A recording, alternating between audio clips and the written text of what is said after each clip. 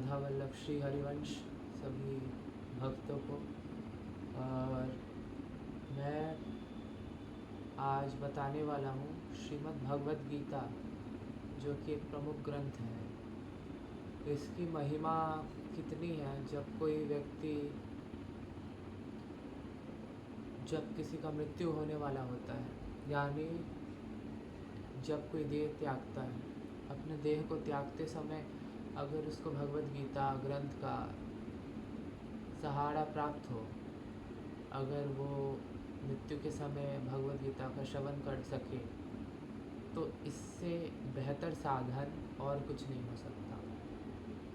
श्रीमद् भगवद गीता में भी 18 अध्याय हैं कुल मिलाकर, परंतु उसमें से 8वां अध्याय जो है वो मृत्यु के समय उसका पाठ किया जाए तो वो सबसे ज़्यादा लाभकारी सिद्ध होता है और किसी के उद्धार के लिए सबसे सर्वश्रेष्ठ साधन माना जाता है 8वां अध्याय।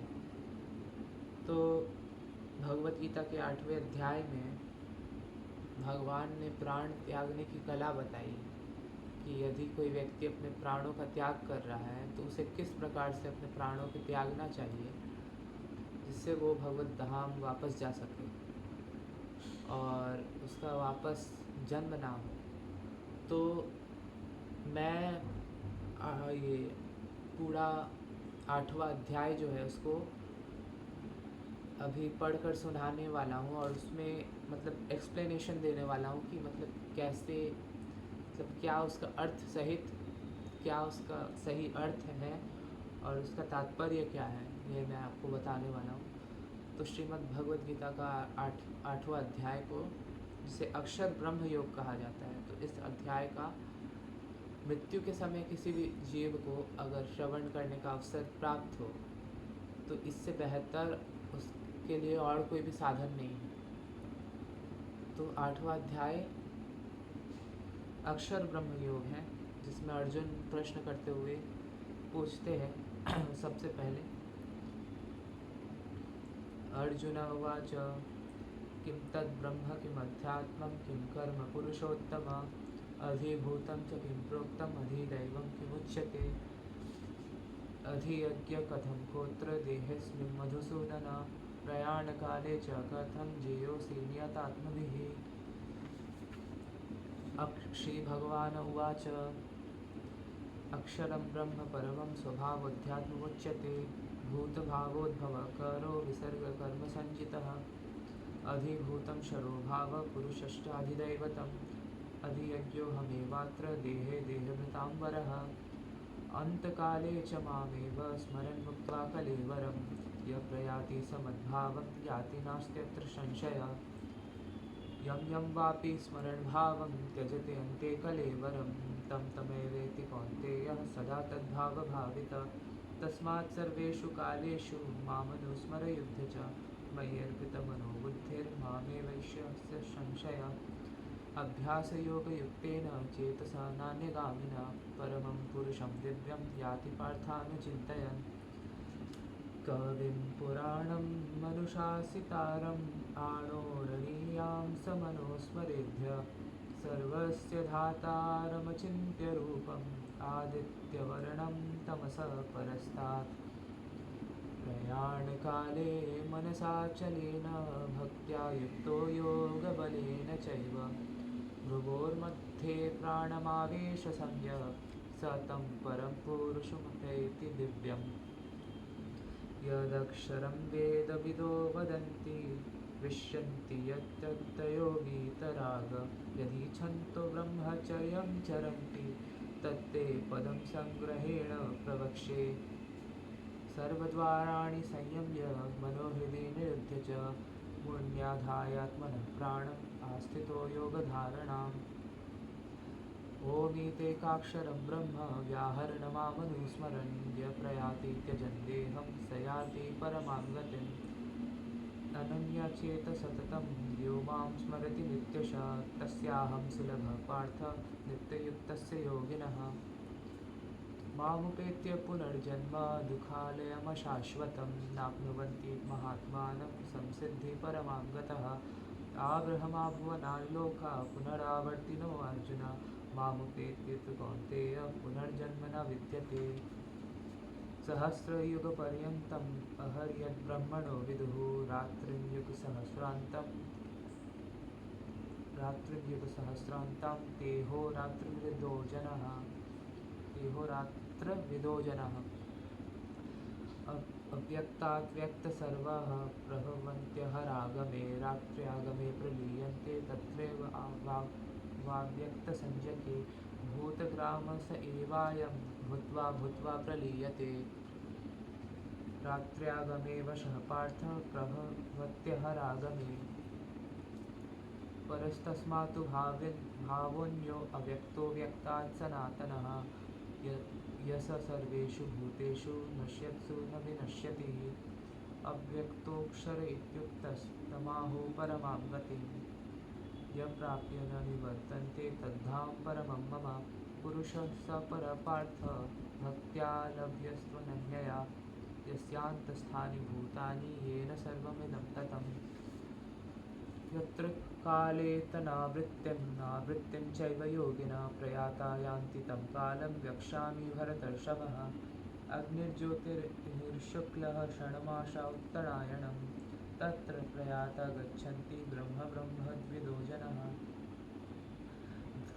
धूमो रात्रिस्तथा कृष्ण षण्मासा दक्षिणायनं तत्र चान्द्रमसं ज्योतिर्योगी प्राप्य निवर्तते शुक्लकृष्णे गतिहेते जगतः शाश्वते मते एकया यात्मनावृत्तिम् अनन्या वर्तते पुनः नैति श्रुति पार्थः जानन् योगी मुह्यति कश्चन तस्मात् सर्वेषु कालेषु योगयुक्तो भव अर्जुन वेदेषु यज्ञेषु तपःसु चैव दानेषु यत्पुण्यफलं प्रदिष्टम्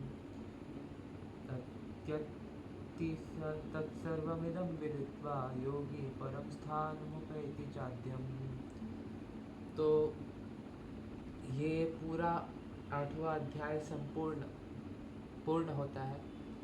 तो इस पूरे 8वें अध्याय में भगवान अर्जुन ने भगवान से प्रश्न पूछा पहले। तो बहुत से प्रश्न पहले पूछे अर्जुन जी ने भगवान श्री कृष्ण से।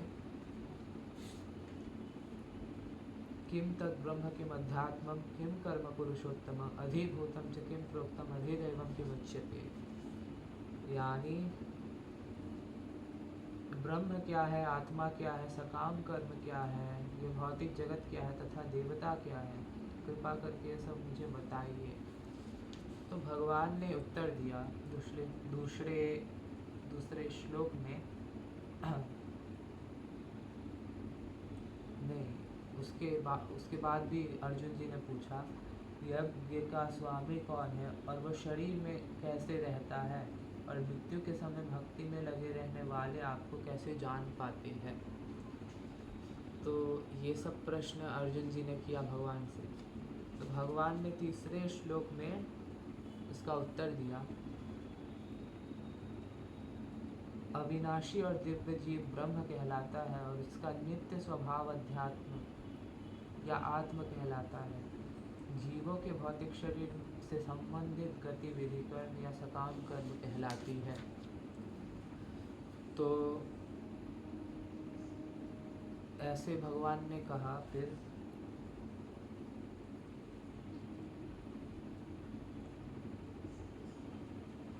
कि भगवान यज्ञ के स्वामी हैं और सारे देवता उन्हीं में स्थित हैं। सारे देवता भगवान में ही स्थित हैं, ऐसा भगवान ने कहा। अंतकाले च मामेव स्मरन् मुक्त्वा कलेवरं यः प्रयाति समद्भावं याति नास्त्यत्र संशयः। यानी अंत समय में जो भगवान का स्मरण करता है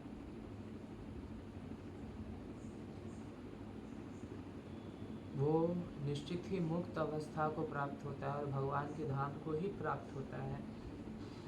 ऐसा भगवान ने कहा है कि अंत समय भगवान का स्मरण करे अगर कोई, यानी देह त्यागने से पहले भगवान का अगर कोई स्मरण करे तो उस व्यक्ति को निश्चित ही भगवान की प्राप्ति होती है। और यम यम वापि स्मरण भावम त्यजते अन्ते कलेवरम तम तमैवेति कौन्तेय सदा तद्भाव भावित। यानी अंत समय जैसा मनुष्य का चेतना होता है, जिस प्रकार की मनुष्य की चेतना होती है, यानी अंत समय वो जो भी स्मरण करता है, जो भी उसके चित्त में, उसके चिंतन में रहता है, वो उसी भाव को प्राप्त होता है, ऐसा भगवान ने कहा है। और इसीलिए भगवान कह रहे हैं तस्मात् सर्वेषु कालेषु मामनुस्मरयुध्य च मयि अर्पितमनो बुद्धिर्मामे वैश्यस्य संशय। यानी हर समय भगवान का नित्य चिंतन बना कर रखना है, ताकि सदैव अगर भगवान का चिंतन रहेगा तो उससे जीव भगवान को प्राप्त कर सकता है।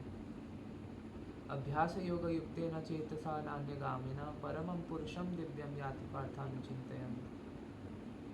यानी अभ्यास के द्वारा नित्य यदि भगवान का चिंतन यदि कोई करने लगे तो उसको निश्चित ही परम पुरुष दिव्य, यानी दिव्य परम पुरुष यानी अर्थात भगवान की प्राप्ति होती है।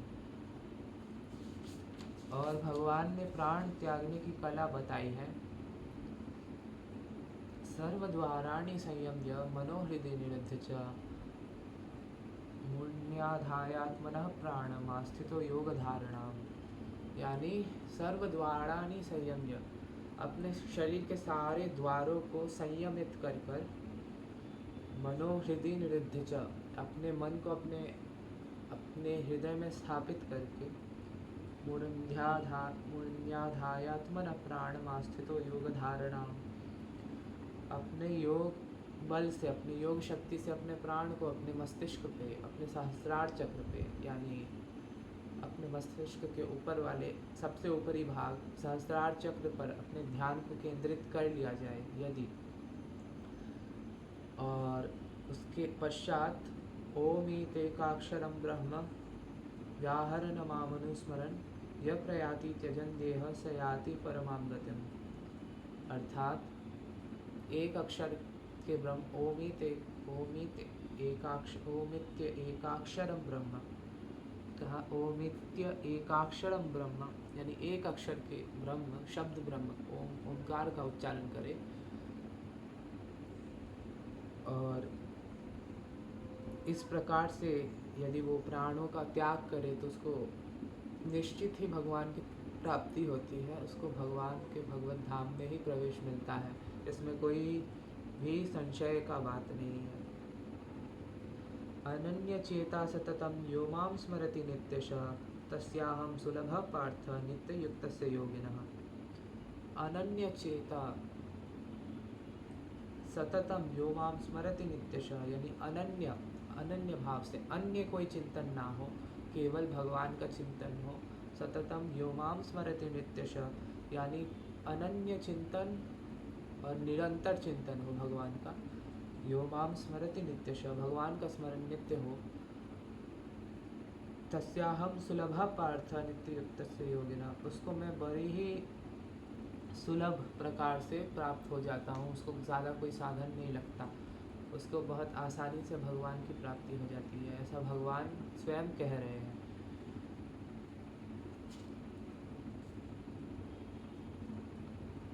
उसके पश्चात भगवान कहते हैं मामुपेत्य पुनर्जन्म दुखालयम शाश्वतम नाप्नुवन्ति महात्मानं संसिद्धि परमां गतः। यानी भगवान को प्राप्त करने के बाद इस दुखालयम शाश्वतम, अर्थात इस भौतिक जगत में उस जीव का वापस प्रवेश नहीं होता, वो जीव सदैव मुक्त हो जाता है, ऐसा भगवान का कथन है। उसको परम गति प्राप्त होती है। और आ ब्रह्मा भुवनाल्लोका पुनरावर्तिनो अर्जुना मामुपेत्य तु कौन्तेय पुनर्जन्म न विद्यते। यानी ब्रह्मलोक, इस भूलोक से लेकर ब्रह्मलोक तक, एक चींटी से लेकर ब्रह्मा तक जन्म मरण के चक्र में बंधे हुए हैं, परंतु यदि जब कोई भगवान के धाम को प्राप्त करता है, भगवान को प्राप्त करता है, उसके पश्चात उसका दोबारा कभी जन्म नहीं होता, ऐसा भगवान का कथन है। मामुपेत्य तो कौन्तेय पुनर्जन्म न विद्यते। मुझे प्राप्त करने के बाद हे कौन्तेय पुनर्जन्म न विद्यते, पुनर्जन्म कभी नहीं होता उस जीव का। उसके बाद भगवान ने इतना सब कुछ कहा है, तो यही 8वें अध्याय का पूरा सार है। श्रीमद् भगवद गीता देख सकते हैं आप। तो इसी में 8वें अध्याय में सब कुछ वर्णित है कि कैसे जीव को मुक्तावस्था की प्राप्ति होती है, कैसे जीव मुक्त अवस्था को प्राप्त होता है। तो मृत्यु के समय यदि 8वें अध्याय का पाठ किया जाए, जो अभी मैंने पूरा 8वां अध्याय का पाठ किया, और उसमें जो सार बात है, अंत काले च मामेव स्मरन् मुक्त्वा कलेवरं य प्रयाति समद्भावं याति नास्त्यत्र संशय। यम यम वापि स्मरन् भावं त्यजति अन्ते कलेवरं तं तमेवेति कौन्तेय सदा तद्भाव भावित। अंत काल में भगवान का स्मरण करने से मुक्त हो जाएगा जीव, ये ऐसा भगवान का ही कथन है। चाहे जितना भी पापी व्यक्ति क्यों ना हो, उसको मुक्ति ज़रूर प्राप्त होगी, वो मुक्त ज़रूर होगा। यम यम वापि स्मरण भावं त्यजति अन्ते कलेवरं तम तमेवेति कौन्तेय सदा तद्भाव भावितम्। यानी मृत्यु के समय जो जो भावना चिंतन आपके हृदय में रहेगा, आपको आपका अगला जन्म उसी के आधार पर प्राप्त होता है। जैसे महर्षि जड़ भरत जी का चरित्र जब पढ़ते हैं हम, तो वहाँ पे उन्होंने एक हिरण के बच्चे से बहुत मोह कर लिया था। तो अंत समय उन्होंने उस हिरण का ही स्मरण किया, उस हिरण के बच्चे का ही स्मरण किया। तो अंत में जा कर के उनको हिरण बनना पड़ा। अंत काले च मामेव स्मरन् मुक्त्वा कलेवरम, अंत काले च मामेव, मेरा, स्मरन् मुक्त्वा कलेवरम, उसको मुक्ति प्राप्त करवा देगा मेरा स्मरण।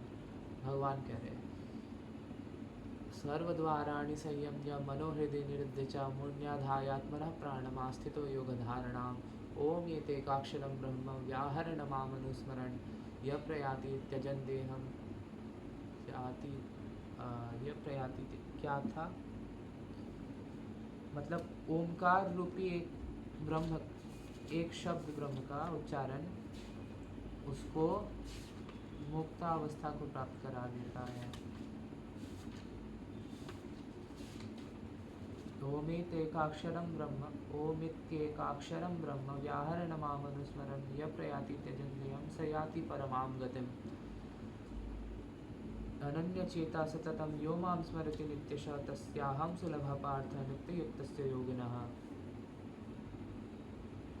तो अनन्य चिंतन करना है, भगवान का नित्य चिंतन करना है। अन्य किसी वस्तु, भोग, व्यक्ति का अगर हम चिंतन करेंगे मृत्यु के समय, तो यम यम वापि स्मरण भावं त्यजते अन्ते कलेवरम तम तमेवेति कौन्तेय सदा तद्भाव भाविता, उसी भाव को प्राप्त होता है व्यक्ति। ये भगवत गीता का कथन है। और अंत काले च मामेव स्मरन् मुक्त्वा कलेवरम यः प्रयाति समद्भावं याति नास्त्यत्र संशय। यानी अंत समय केवल भगवान का चिंतन ही जीव को मुक्त करा सकता है, उसको मुक्ति प्रदान कर सकता है। यही सार बात है पूरे गीता का 8वें अध्याय का, कि भगवत स्मरण, भगवत चिंतन, मृत्यु के समय क्या करना है। ओमेतेकाक्षरं ब्रह्म व्याहरणमामनुस्मरन् यः प्रयाति स त्यजन् देहं स याति परमां गतिम्। तो सारे शरीर के द्वारों को रोक करके सर्वद्वाराणि संयम्य मनोहृदय निरुद्ध च, मन को हृदय में स्थापित करके मूर्ध्याधायात्मनः प्राणमास्थितो योग धारणाम, अपने प्राण को अपने मस्तिष्क में धारण करके योग बल से ओमितेकाक्षरं ब्रह्म व्याहरणमामनुस्मरण यह प्रयाति त्यजन देहम से याति परमाम गतिम। ओमकार रूपी ब्रह्म का उच्चारण करना है तो उससे, और श्री हरि का स्मरण करना है, भगवान का स्मरण करना है। अनन्या चेता सततम यो माम स्मरति नित्यशः तस्याहम सुलभ पार्थ नित्ययुक्तस्य योगिनः। तो भगवान उसको आसानी से प्राप्त हो जाएंगे, ऐसा भगवान स्वयं कह रहे हैं 8वें अध्याय में। तो मृत्यु के समय 8वां अध्याय भगवद गीता का सुनना, श्रवण करना बहुत ही आवश्यक है।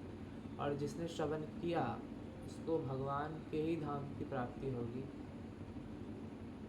पुनरपि जननम पुनरपि मरणम पुनरपि जननी जठरे शयनम इह संसारे बहुदुस्तारे कृपया पारे पाहि मुरारे। तो भगवत गीता किंचिदधीता गंगा जललवकणिकः पीता सकृदपि येन मुरारे समर्चा नियते तस्य यमेन न चर्चा। तो यमदूतों का आना संभव नहीं है। यदि कोई भगवान का स्मरण करे, भगवत नाम का उच्चारण करे तो अंत समय उसको भगवान की ही प्राप्ति होगी।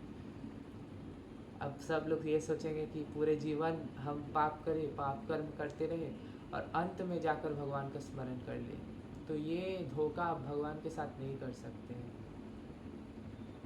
क्योंकि ज़िंदगी भर जिसने बंदूक नहीं पकड़ा, बंदूक नहीं चलाया, अंत समय आ करके यदि वो चाहे कि मेरे को सही निशाना मारना है, चाहे निशाना लगाना, फिर भी वो निशाना नहीं लगा सकता। तो ज़िंदगी भर जिसने जीवन भर भजन नहीं किया, अंत में वो चाहे भगवान का स्मरण कर ले, भगवान नाम ले ले, तो उसके लिए उतना आसान नहीं है। स्मृति में दुनिया भर के भोग विलास व्यक्ति सबका चिंतन आएगा, किंतु भगवान का चिंतन नहीं आ पाएगा। इसीलिए जीवन भर भजन करिए, भगवान का नाम लेते रहिए, शास्त्र स्वाध्याय कीजिए, गीता जी का पाठ करिए और अपने जीवन को सार्थक बनाइए। श्री राधे राधे राधे श्याम।